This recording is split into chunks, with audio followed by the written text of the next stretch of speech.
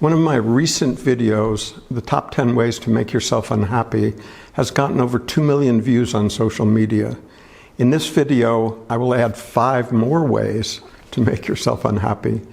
You may be doing one or more of these things without realizing the consequences. When we stop doing the things that make us unhappy, what remains is an inborn, innate happiness. Let's get started. Number 1. Judging others.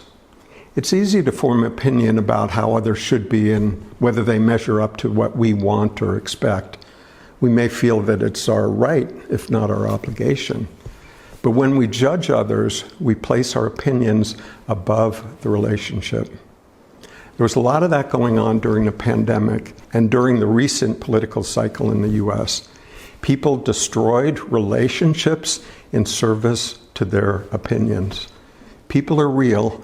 Opinions are concepts about what's real. Number 2, judging yourself. For many, we can justify judging other people by being unreasonably hard on ourselves, as if we had a reasonable adult self that talks down to that unruly juvenile self. But it's really only one thought arguing with another. And often the thing that bothers us most in our own behavior is the same thing that upsets us when it comes our way from the other person. Number 3, wanting to be different than I am. We can all imagine ways that we can improve our personality, our appearance, or our credentials. And there's nothing wrong with that, except if we believe that we will be happier when those changes happen. When one change happens, usually with great effort, we find that it's never completely satisfying and we want more, better, or different. A never-ending carrot that is held out for us to chase. It's a human thing to want to improve. Just do it out of joy rather than how we imagine we'll feel when we reach a hoped-for goal. 4, expecting your partner to change.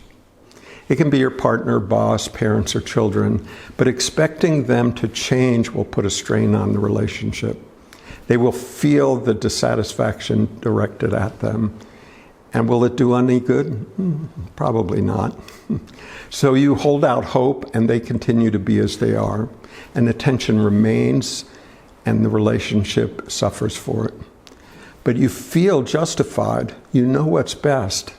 But often when we look closely, we can see that we're really doing it for our own comfort, safety, or control. Number 5, wanting the world to be different. We can imagine how the world could change to better suit us. We believe that if the world was like how we think it should be, then we'd be happy. But we wouldn't, not really, because we wouldn't be challenged. There'd be no reason to reassess our beliefs and we would stagnate. The fact is that the world is as it is, regardless of how much we want it to be different. The degree to which we argue how it is the degree to which we suffer. The world is an accurate reflection of our current level of consciousness as a species on this planet. If we as an individual change our own level of understanding, I guarantee that the world will look different.